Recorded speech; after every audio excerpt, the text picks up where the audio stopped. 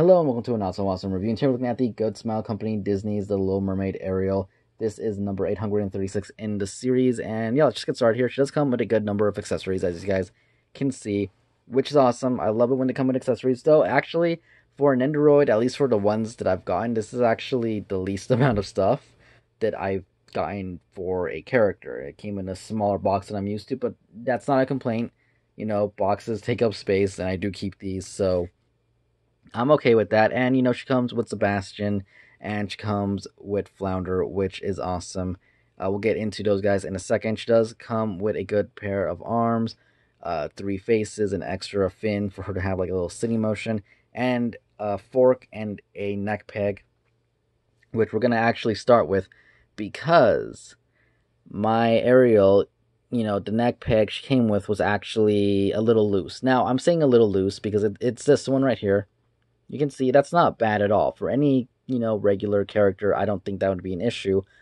But Ariel's hair is so top heavy that, you know, no matter what I did, if I moved it up, the peg would go back because of how heavy her hair is. The replacement one it came with is a lot tighter, so I put that one on. No issues so far. But I will mention, though, that since she is so top heavy, you definitely have to be wary of where you're placing the peg in the little stand, because she does come with hands to kind of hug Flounder here, you know, laying down on her back, kind of like she did in the movie. I'll try and post a picture of that. I'm not going to show you guys here live because I'll probably mess it up and it'll just take forever. And trust me, it won't be pretty. But you can get her to do that, but you're going to want to plug in the stand to the furthest corner away from the way she's going to be laying back. Otherwise, she will fall over and take the stand with her. Actually, if I just move her a little bit too far back right now, the whole stand will actually fall over right now too. So, you know, be wary of that, you know, just a little heads up. Anyways, let's get on with the accessories. Like I said, she comes with a pair of hands to hold Flounder, which, you focus this up, hugging hands. You can see a place for his fin to kind of sit in, and nothing else to say about that. She comes with these two, I guess you want to call them style posing hands. Don't really know what else to call them. They're all right. Nothing really to say about that. 2 open hands, as you guys can see, that are on her right now, which we'll take a closer look at her in a second.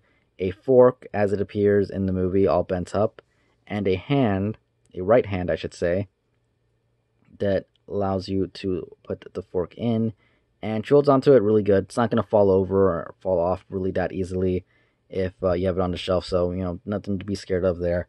Like I said, extra neck peg, which is awesome. Let's go with the flippers. The flipper. The tail. Is it a mermaid's tail? I think it's a mermaid's tail, right? Yeah, you can see here, it looks really good. Really shiny. I really love how shiny it is. It's glittery. The color on it is nice. The white lines on the actual flipper part is really good. You can see it does move back and forward, so gives you a little bit of options there. There's no actual waist rotation for her.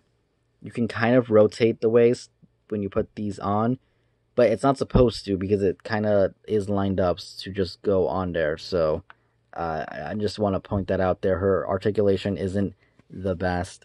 Anyways, face-wise, she does have this kind of embarrassed look on her face, which I think looks really good. The eyes came out really clean. The eyebrows have a little bit of glitter going on them. You know, the line work on the mouth, you know, the subtle makeup and everything. It looks really good. I think it might be a little bit more pink in person, the cheeks, than what the camera is showing you guys. But still, really good. A little bit dirty here, but, you know, nothing that doesn't come off. Again, you know, smiling, closed eyes, super happy, looks good, love it.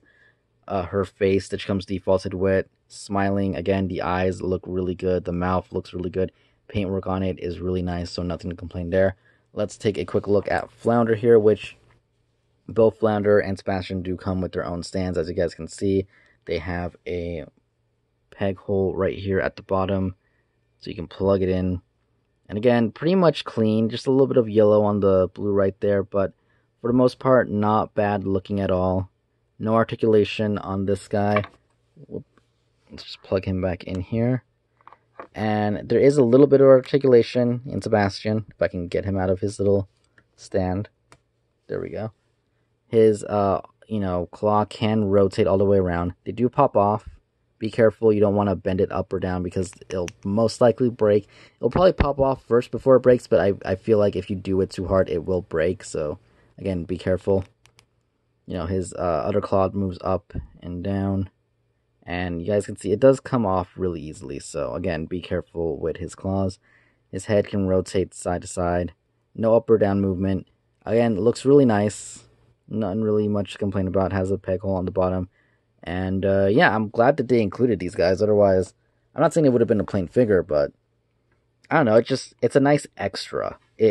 She looks good with them surrounding her, and I do really like that they gave her these characters, and it wasn't just Ariel by herself, because I don't know, all this together just makes it look more, I wouldn't say diorama-esque, but it looks more like a nice display than, you know, just her by herself.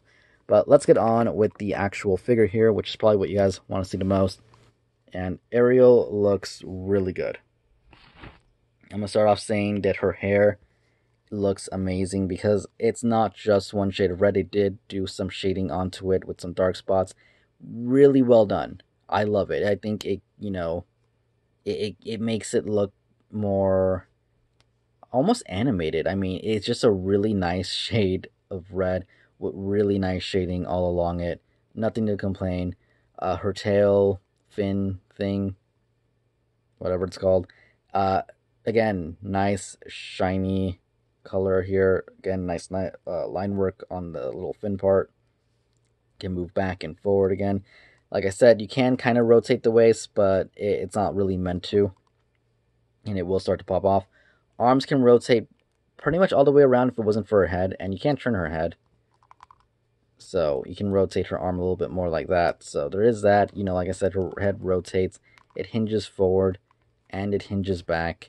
And like I said, if yours is doing what mine did, where, you know, you put the head like that and you put her like that and her head just falls back, try changing the peg.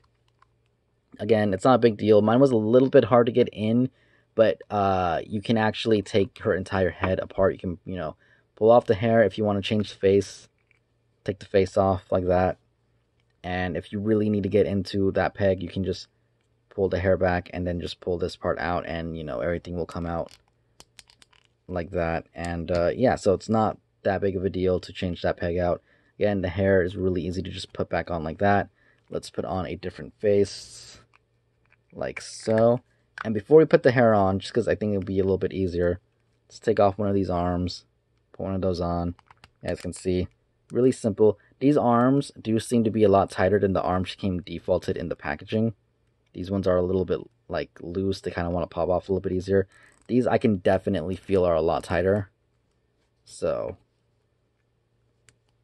yeah, I don't know what it is about. Maybe just the fact that they were on the packaging the whole time. They got loose, maybe through transit or something, but I don't know. Either way, you can do something like that. And she looks good. I'm not gonna lie. The detail on her, everything about it, I love the figure. I think it looks amazing. I really have nothing to complain about. Pretty accurate to the movie in Nendoroid form, obviously, because they're supposed to be a little bit more, I guess the word is chibi. Is that the right word? I don't really know. But, again, not really having a complaint here. And I don't really have much to do a size comparison with, because I don't have that many Nendoroid figures. But let me pull out my Mario and Kirby, so you guys can kind of get like a little bit side by side. So as you guys can see here, she is compared to Mario and Kirby of the Nendoroid series, and she looks good. They're pretty much the same size. I want to say, you know, the cool thing about these figures is that you can kind of interchange parts with most Nendoroid figures. Obviously, Kirby here being like kind of an exception because, well, he's Kirby. He's a giant round ball, and his feet are magnetic, in case you guys didn't know. That's, you know, the thing. But, you know, pretty much heads would be interchangeable with, you know, other Nendoroid figures. Arms interchangeable with other Nendoroid figures. So you guys want to put her on a human body, you guys can do that if you have another female Nendoroid. You know, you want to give her different arms. You know, maybe the skin tone might not be perfect, but you can go ahead and do that. So one cool thing, like I said, about these figures is that parts are kind of interchangeable, and they even, I believe, sell like extra faces and stuff. Not so much for characters, but just like extra faces. I don't know. I've seen them on Hobby Link Japan. Just look up Nendoroids on there, and you'll see like random accessories and stuff like that every once in a while. But yeah. So overall, not a bad figure at all. I actually really do like this Nendoroid. Definitely recommend it if you're a Disney fan. If you are a Little Mermaid fan, definitely pick it up. Nendoroids tend to hold their value for a bit. Sometimes they'll go down a little bit less, but a lot of times, more often than not, you will see them go up in price. I believe that the Beauty and the Beast one of Belle is actually a little bit maybe below retail at the moment on Amazon. Something I'm kind of considering getting. I am kind of wanting to do more Disney kind of stuff on this channel. Figure stuff, obviously, I don't think there's really that many Disney comic books out there to review. If there is, maybe I'll check those out. But in the meantime, hope you guys enjoyed this review. If you did, hit the like button, comment down below, subscribe for more, and I will see you guys later. Thank you for watching. Goodbye.